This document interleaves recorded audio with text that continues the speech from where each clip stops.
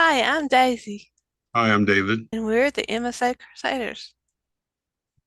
Welcome to another episode of MSA Crusaders. As y'all know, we're proud supporters of Mission MSA, and today we're happy to interview the CEO, Joe Lindahl. Joe, welcome to our show. Thank you for having me. Welcome, Joe. It's great to see you again. You too. Before we start with some questions, could you please tell us a little bit about yourself and your affiliation with Mission MSA? Sure. Yeah. So I've been the CEO for Mission MSA for a little over 3 years, formerly of the MSA Coalition. So my day-to-day role is to maintain the operations, be a good steward of strategy, act as the overall face of the organization while representing both Mission MSA as well as the larger MSA community. So I've been doing this for 3 years. My prior experience has been in a lot of nonprofit and association management. I've been the executive director for two specialty medical and nursing organizations. I've worked on a larger trade association as well. So most of my career has really been around growing and sustaining organizations that are mission driven. And so this was a wonderful opportunity to join what was then the coalition to support what is obviously an incredibly imperative and important, urgent need to support the MSA community now and work diligently and purposefully towards finding a cure. Very good. Yeah, it's awesome to have the ability to make an impact on a disease like MSA, but also love your job, love your career, love what you do. It makes those people that have that quality of not only loving their job, but loving the cause, they do an even better job at doing it. So I know I've seen you in person, Joe, at the 5K walk in Chicago, and there's not many times you'll see a CEO show up to a simple fundraiser, even a small one. I just want to say thank you for what you're doing for furthering the cause for a cure for MSA. No, absolutely. I certainly consider this role a privilege because, as you mentioned, David, I think many of us want to do good in a very direct way, and I think this position allows me an opportunity to do that for specifically the multiple system atrophy community. And let's be honest, I spend a majority of my time on this earth doing a job, and what better way to fill my cup than work for such an incredibly important, like I said, incredibly important job that hopefully, if we are successful as a community, we're actually going to make a significant difference for a lot of people out there. And Joe, what is your connection to MSA? I'm sorry? What is my connection to MSI? I don't have a direct connection to multiple system atrophy. Maybe you knew somebody that had it. No, I don't actually. And what's interesting doing what I do for a living, in many ways, we have to be willing to learn, we have to be really good listeners and willing to get into both the weeds and the clouds of how we can most purposely and intimately impact the people that we serve while maintaining our focus on the mission. So, for example, I've worked with neonatal nurses, and I've been fortunate. I never had a child in the NICU, but I had to learn, what do the patients need? What do the mothers need? What do the nurses need at the bedside? How do we educate them? And it's really no different by being here with the MSA community. And this is one of the reasons that I really wanted to be a part of this organization. I feel and see and can experience some of the impact that we're having as an organization, and even the 1% impact or influence I'm having to hopefully advance some of the things that we're doing is incredibly fulfilling for me as an individual. So it's a really incredibly rewarding job.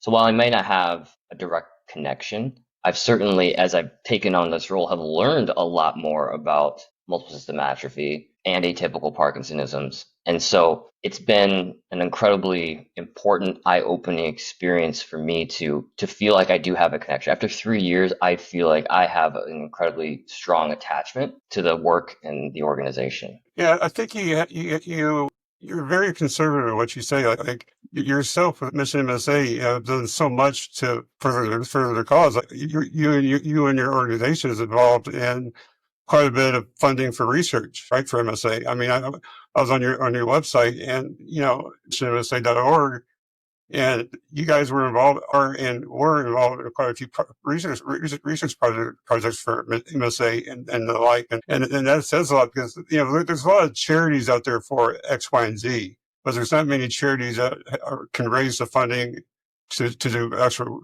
contribute to research for X, Y, and Z. Right, right. And I think over $4 million we've provided in direct funding for multiple system atrophy research, which we're very proud of. I think the other thing as we think about specifically in the realm of research is I think something I'm very proud of is how strong our collaboration has been with other organizations and including industry. We know it is so incredibly important for the patient to be involved with whatever therapeutic development is out there. So we need our voices, the care partner and the patient's voices, to be heard so that they fully understand how this drug or therapy is going to positively impact the patient. And they should also understand how important, what is the priorities, how will they experience, how will they get to the clinical trials, how are you educating the patients? So I think one of our roles is also to support industry's development of their clinical trials to make sure that they fully understand our community needs, wants, barriers, and opportunities. And we're also working more closely with professional societies such as the Movement Disorder Society, which is our movement disorder physicians, as well as other groups, so to make sure that we're identifying things that we could need to do independently and as an own entity, or where can we be a support system in a larger structure. We're working more closely with Cure PSP there because there are several opportunities from support and education where we can lend resources to one another to better enhance and create a more accessible network of care by working with some of these different organizations. We're working with NINDS to ask them about their grants and their strategy. So I'm really proud of not only the direct funding, which will certainly continue through our centers of excellence, but also how we are engaging purposefully targets of how can we best support others that are beginning to explore our space so that they're coming into it with real knowledge and continue to use us as a sounding board and real partner to make sure that whatever is created meets the needs for our patients and their families. Yeah, I think that one of the many things that sets you apart from any other charity, let alone for MSA, your organization has an app for the phone, iPhone, Android, that does exactly what you say. It's hard to spread the word through the internet. I mean, we're here doing a podcast and we channel, Daisy has books, it's very hard to send word of MSA and cures and treatments and clinical trials. And the app that you have published on the stores does absolutely that. It gets everyone in one location to ask any questions, all the updates. It's very fascinating. I think that's one of the best things your organization has done. Right now, most charities, most places are segmented. You have Facebook, you got Instagram, you got TikTok, you have Reddit pages and things like that. But you have a standalone app that everything is all in one and accessible. So I definitely want to commend you because I go through there almost on a daily basis, and I'm just shocked at how much participation, knowledge, insight, feedback that people give, both good and bad, criticism, or you should do this and not do that, but most things are factual. If you have MSA or Parkinsonisms or Parkinson plus disease, that app is a one-stop shop for knowledge and wisdom. Knowledge is easy to attain, but wisdom, gaining from other people's experiences, like you've allowed to happen through the use of the app, is very great. I want to commend you on publishing that app. Appreciate that. It's called MSA Connect, which is what David is referencing, and it is an online community. Give an early preview here. I don't know when this will be released, but we are actually evolving the platform to have a mobile friendly on the App Store. So right now, you can access it's mobile friendly, but we will have its own app very soon. It will become more robust, and we're really excited about what that's going to look like coming out in end of June, early July. We're really excited about that. One of the reasons that we created this, David, was we saw that, to your point, things are kind of fragmented. There were a ton of different pages for different audience, but what we were examining and watching for a period of time, and honestly, a lot of the conversations were the same, even though they were designated as a specific audience. And we were asking people in our community, what's the value? How would you like to engage? And one of the things that we feel is really important is some level of trust within a community. The second being privacy. This is a private community. We do not sell your data. We do not sell it to any marketing companies. And we do our best to validate that they truly are connected with our community. And so Facebook and Instagram, we are there and certainly want to help spread our message. But they're, at the end of the day, Facebook has become more and more of a marketing tool, less of a community tool. And we have limited ability to impact that. This MSA Connect is our way to kind of create our own hub while ensuring people can feel safe with whatever it is they're sharing around themselves, personal and family. They're kind of in a safe space. So as we think about whatever the evolution will be for privacy laws,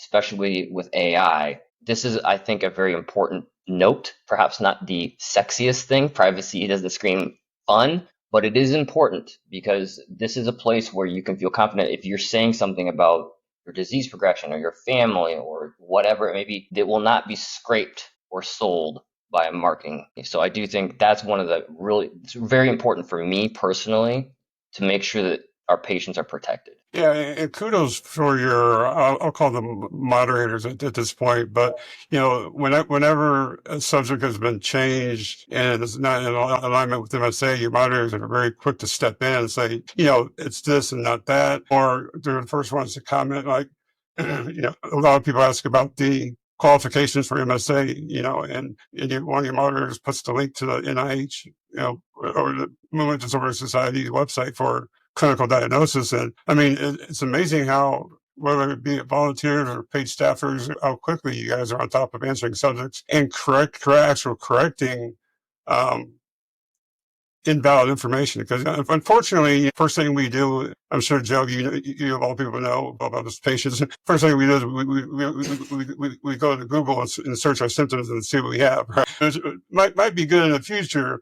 But we have a lot of comments, and people come on and say, "Oh, I think I have MSA because my right eye is twitching." And, you know. So I want to commend you for having a very safe, private, and accurate place where people can go to get information. Appreciate that. It's great feedback, David, and we're going to continue to improve that platform because I do think it is an important tool. Right. Yeah, absolutely. Joe, can you explain briefly how Mission MSA has evolved over the years? Because now it's called Mission MSA. Before it was MSA Coalition, I That's all believe. I'm gonna say. Yeah. So how is that? How has that evolved over the years, especially since you've taken the lead? Yeah, so the organization has evolved quite a bit, and we have I think, a pretty nice overlay of the history of the organization on our website. And so most recently, we were known as the Multiple System Atrophy Coalition, and we've grown from a completely volunteer organization to more of a staffed model, which is a normal evolutionary timeline for many nonprofits. You have dedicated volunteers who have literally put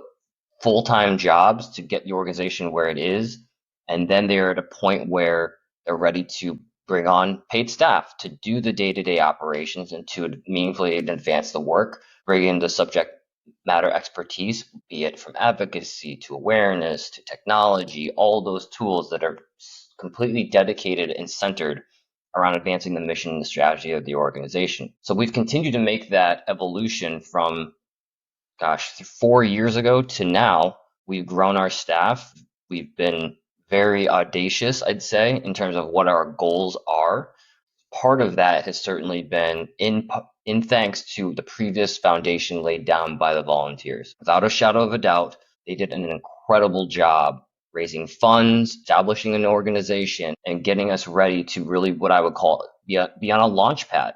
And I think we are on a launch pad. We have really accelerated all of the operational excellence pieces that have defined our organization, which is education, support, awareness, and research. And now we are expanding those and really going to call out, where do we want to be in the next 3 to 5 years? How will we know what we have done has been successful? And how are we meaningfully keeping our eyes above the rim to make sure that we're being ready for what is an incredibly evolving environment from a policy perspective to a technology to a scientific? We are evolving at an incredibly rapid pace, and it's part of our job as an organization now with our construct to be ready for those things and find not only where we need to be and who we need to bring into our tent, but how do we prepare to take advantage of opportunities to make sure that we're delivering the best care and advancing our research for our community. And so I'm very proud of where we are. We also know we have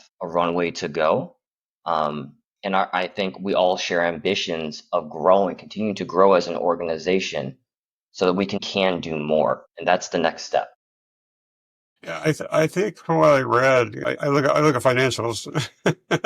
maybe it's, but believe your organization has raised the most money for research for MSA in the United States, if I'm not correct. So when you speak about care, for those of us that may not know or be unaware of it, what do you offer to patients and caregivers? Not monetarily, but what resources does your organization provide or offer or refer to for people at MSA or to take care of patients at MSA? Yeah, I think there's a few things that we could call out. Most recently, we brought on a new position, a manager of our patient support services, who's a social worker. So now you have a professional staff ready to either call on our hotline or you can engage with her via email. So we have someone full time that can really help you, a patient and their care partners and family, navigate the various aspects of this disease from early diagnosis to end stage. She has the ability and capacity to provide some direct support as well as provide guidance in terms of other resources that are available to help navigate this. We have known from day one how hard this journey is. I was just speaking in front of another group, kind of talking about the MSA diagnostic journey and how topsy-turvy and convoluted that is. Mhm.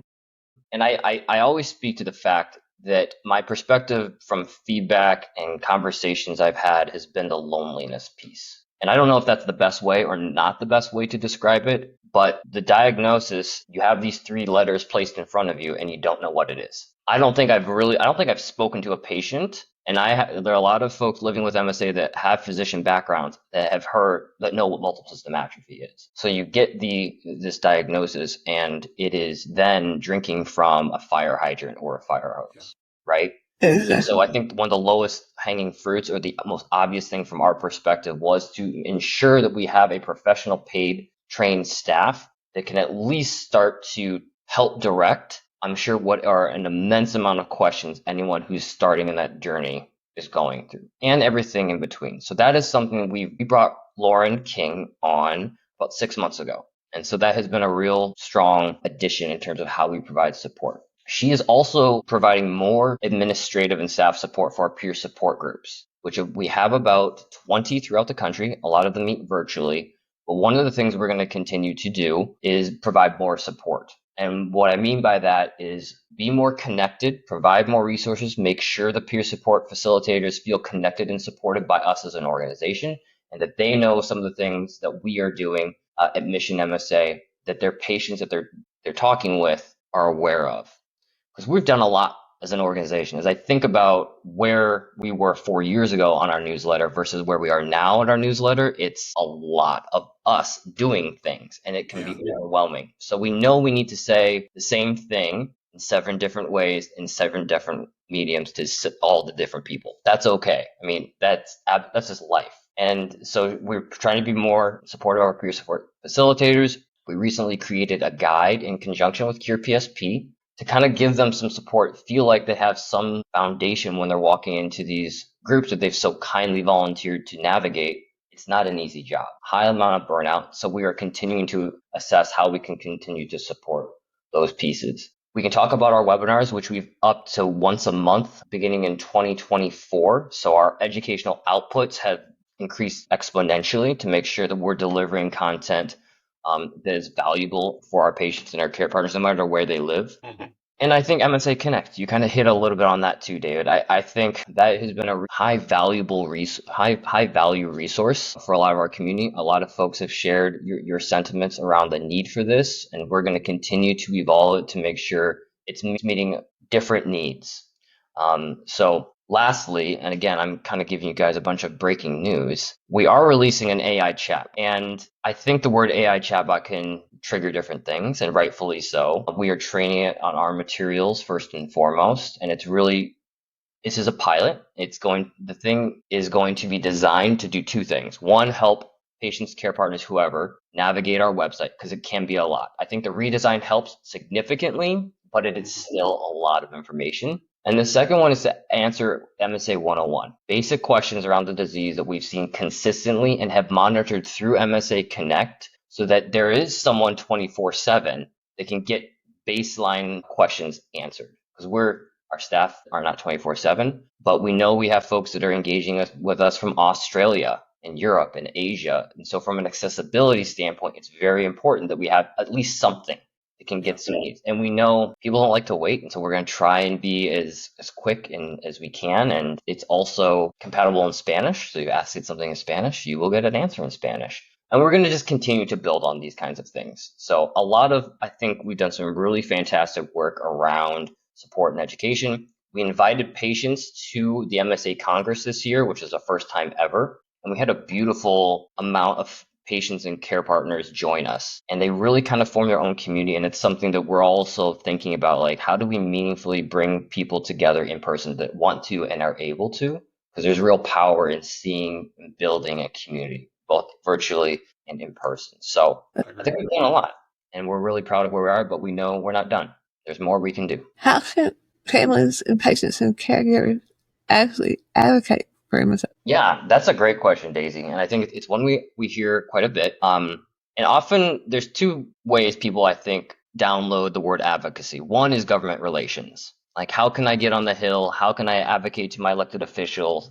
Which we want people to do. And there's a couple ways we have now done it as an organization, and we'll certainly invite everyone from our community to participate.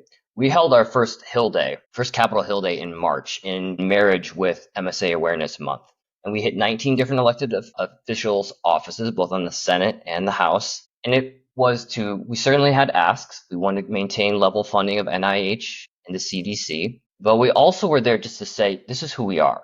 This is what multiple system atrophy is. Here's what it looks like. Here's why you should care. Here's how it affects your constituents. And we were joined by care partners, patients, industry. We're in a big group. We will hope to continue to grow this. But it was a really nice moment for us to kind of say, hey, we're here, use this as a resource, and we're going to be back because you need to know about us, and this is how you can support our initial work. So I think government relations, the other part of government relations besides just being on the Hill is sharing your story. And I cannot underscore this piece perhaps enough, because I think this is a way that makes an incredible amount of difference with perhaps the least amount of patient time. Telling your story is, I think, akin to basically giving numbers a heartbeat.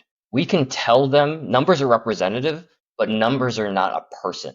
And if you hear the stories of the folks that are going through this difficult journey, it moves the needle in a way all the one-pagers, all the Joe Lindahl visits, all our government relations firm can't. And so even submitting a one-page 250 thing of, this is who I am, this is my journey with MSA, and this is why it's important, this is why you should care, is incredibly powerful. You could write it, you could video record it, you could be on a podcast, whatever it is, that is advocacy. I mean, the other way, and that's primarily going to be our strategy moving forward, is we have a government affairs team. I'm leading some of the efforts from the staffing perspective. We have our asks. We are working with other coalitions that have a significant amount of the same investment.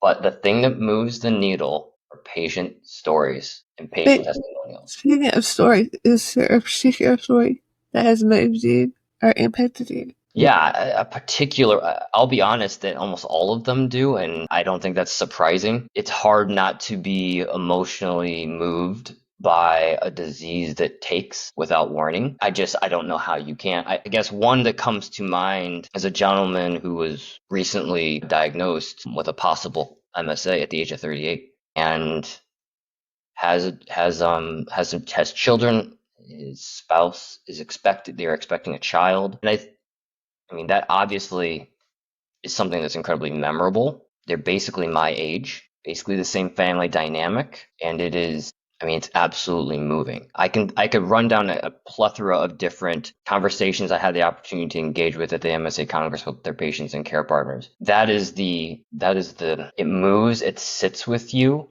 These kind of stories, I think, sit with you. And then you also hear, in the face of such adversity, that they find joy in the moments that I would say maybe not small, but simple, where they found another person that lives near them with a similar age range that has multiple system atrophy. That connection in and of themselves gives them joy or hope or connection. So it's those little things that I think we help facilitate that reminds us of why we do this and why it's so important to continue to move things forward. So we want to climb the mountain. I want to climb Everest, which I would say is a cure. I absolutely want to do this. It's also necessary to acknowledge the small moments and victories on our journey there. We want to get there in one day. It may not happen in a day, but let's acknowledge that there are still things that are positive in a really difficult journey. Yeah, you speak about you know, difficulty, and there's many clinical trials for therapeutics, for imaging, or for cures. And the one thing I've seen in 2025 from reading, well, I don't work anymore. I'm just disabled. All I do is read and research. But the one thing that stands out in 2025, in the latter year of 24, is there are several clinical trials that are very promising at slowing or at least stopping the progression of the buildup of alpha-nucleus protein on the glial cells.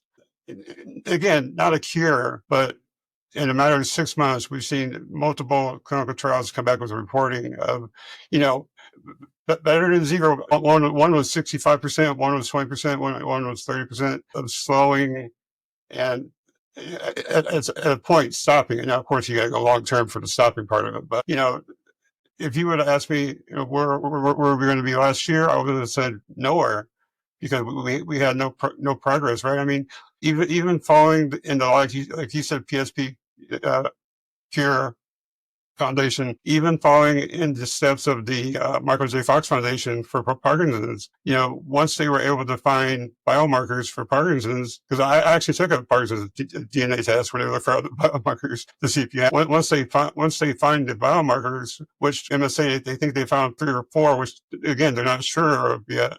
But once they found these things, then they can move on to actually trying to develop a cure for it. So, you know, I'm amazed at 6 years. I'm a realist. You know, I'm not going to sit here and say, oh, I wish for a cure next week. We're not going to have one next week. But just in a matter of 6 months that we're having so many trials come back that are actually being productive, you know, your organization and your team is a part of that. Is absolutely, you know, critical to keeping us moving forward. Mm-hmm. My mom told me the other day, said, I don't know if I would like them to stop progression, and I don't want to stay this way forever. She said, well, what if they come up with a cure after they stop progression? And that really hit home. I don't know about this forever. What if they just stop progression and find a cure? Yeah, I mean, I'm the same way as you. I would, you know, it's unfortunate for those that are older and get diagnosed with MSA, because obviously they're up there in age, and it's hard to fight the battle when your immune system and your body's breaking down. You know, like the younger you are, the better you're at fighting MSA, but you're losing most of your life. You know, but if they had a drug that would come out and would slow it down or pause it, I would be thrilled. I would be thrilled right now to still have my facial masking and all my physical diagnoses that I have from my doctors. I would be thrilled to live a life like this for the rest of my life. And for the first time since I've had it for 4 years, symptoms anyway, you know, we might be on the cusp of something interesting, you know, in the next year or less. Speaking of clinical trials, you know, we just had a Dr. Dahl on. Speaking of mascot, he just emailed me this morning and said that I'm not eligible for that as well. That's our thing we do with him, is he can not be eligible for a clinical trial because he's not progressed enough. But I'm not eligible for the clinical trial because I'm too progressed. Mm-hmm. Where's the line? Well, it happens. Yeah. Well, I'll say after I had my shoulder surgery, I'm probably happy that the pharmaceutical company said not the treatment, but the shoulder surgery would be bad on me, because my replacement of my shoulder surgery has gone very badly. I actually, I was mad at the pharmaceutical company for denying it, but in hindsight, seeing what this surgery did to me, I'm actually pretty happy because, those surgeries take a massive toll on patients with MSA. Right. Yes. Can you tell someone listening to the show right now how they can support Mission MSA, and whether it's financially or you're just for volunteering? Yeah, I think there's a few ways certainly to support our organization. You mentioned fundraising, and I think that is certainly something that we are very reliant on individual donations as an organization. We've continued to grow our sponsorship and our industry support, but we are still mostly on individual donations. So as people think about where they could give their money and how they can support the work that we do, obviously we would love financial contributions. I mean, the other thing is just making us as a known entity to your loved ones, to your friends, to your networks. It's not always just giving us more of your personal money, but also sharing this organization exists. Here's how it matters to me. Here's some of the good work that they're doing. If you would like to support an organization like this, that to me is a mixture of both awareness, advocacy, and fundraising. And it's incredibly important. I mean, that's the position that we are in as an organization is we are very reliant on private donations. And so that would be certainly something that we would greatly appreciate. And again, just spreading the general awareness of our organization to the folks that don't know about us, even if it's $5, means something to an organization like ours. It really does. The other thing, yes, as you mentioned, Daisy, we are launching in a couple weeks here. Keep breaking news. A Living with Multiple System Atrophy advisory group. Now, this group is designed to really be a feedback mechanism for us at Mission MSA to make sure that whatever initiative, project, whatever it might be that we're doing or considering, we can get almost real-time feedback from the community that will be engaging with that content. We also want to make sure that a lot of people have different strengths, skills, interests, and so this group, you will have the opportunity to say, I want to be part. Also, I'm very interested in, say, advocacy, or I'm very interested in running a fundraiser, or I really want to learn more about clinical trials, or I'm happy to speak about it as someone who's gone through one. There'll be a lot of different ways to engage with us. And one of the things that we are cognizant of and is the amount of time and energy it can take to engage with us, as well as being respectful of the volunteers that are raising their hand. Like I said, we don't want to take up hours and hours of someone's time. We want to make sure it's clear, condensed, and impactful. Whatever time you're giving to our organization, you understand that it's of interest to you and you can see and feel its impact in something that's rewarding. We don't want to provide things that are just fluff, I would say. We really want everyone to see themselves inside our organization and be reflected in the work that we're doing. So this group is going to be really important so that we can have that kind of direct feedback mechanism. And if there's opportunities for the next level, say we really want to create a one-pager for so-and-so at the Health and Appropriations Committee, and we will need 2 testimonials from folks living in Indiana. We would put out first a call to that group, and then go out to our general community. We really would like this community to be this advisory group to kind of be our go-to population that's willing to raise their hand in ways that they find meaningful for themselves and before going out to our larger community, because sometimes we do want to move quickly on some of these things, and having an engaged pool of individuals that are willing to do some stuff, very, very, very important for us and hopefully rewarding for the community as well. Okay, fellas, or not, but you have ALS about Asperger's challenge. You're taking the fundraiser for Mission USA.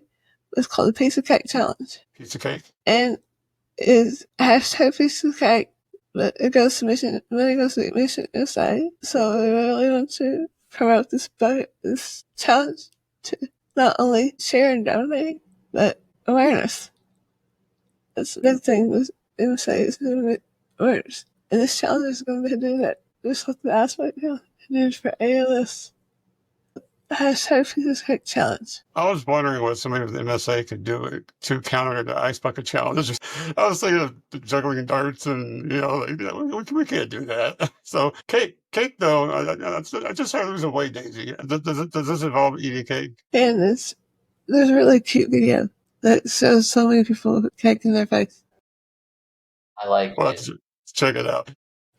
Minarelli said, and no matter what he goes through, difficult days or progression, that he always says is a piece of cake. So that's what I like cake for. I agree with that. I agree. Joe, if I said it once, I said it twice. We need to fund, and I'll ask my mom for money, but we need to fund the Macy's Thanksgiving Day Parade float for Mission MSA. Mm-hmm. Something that the entire world will see. And so we recognize it. I'll help it. We did release that documentary with David Quaid, The Viewpoint with Dennis Quaid. Yes. And that will be in 160 million households by the end of the year. So it's by far the largest awareness thing we've ever done with multiple system atrophy. And it is just it's a 7-minute documentary, tells us the what, the why, who, and it's a good start. It's a good start.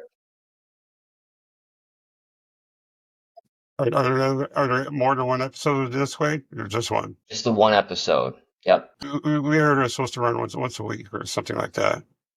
Is it just one episode? It's just one episode, but it's running through public broadcast television as well as some cable news. So it's going through a lot of different channels. And yeah, we're excited about it. We're glad that it's out there and hopefully it catches some attention. Good. Yeah, definitely. Both make some chatter. Yeah, get some feedback. Joe, is there any final words you'd like to add before we wrap this up? No, I want to say thank you both for doing this. Is an awareness piece. This is, I think that it's absolutely commendable what you both are doing, and we are so thrilled that you're aligned with us as Mission MSA. And I want to commend your leadership and vulnerability. I think we awarded a Patient Advocate Award to Mike Bonner earlier this year, and he's our second recipient. And I mentioned, I think one of the amazing things is to be an advocate, raise awareness around disease. There is a required amount of vulnerability. And vulnerability requires an immense amount of strength and give back attitude. So I want to say thank you to you, the both of you. You don't have to be doing this. By all accounts, you do not have to be doing this. But the fact that you're choosing to do this and want to do this speaks to your character. And so I just want to say thank you. I really do think it is an incredible thing that you both are doing. And I hope we can continue to support you. You're very welcome. People think they progress a lot. And I think they kind of bounce back. We've come a long way. Yeah, just talking and trying to look good on the internet is probably one of the hardest things to do for MSA. But it is very rewarding, Joe. And we definitely appreciate it. Your fine comments. Yeah, so thank you for dedicating your time to come on the episode today. We really appreciate you taking that time out of your busy day. And you know what? Remember, we're all MSA Crusaders. Thank you again, Joe, for joining us. We appreciate it. Thank you both.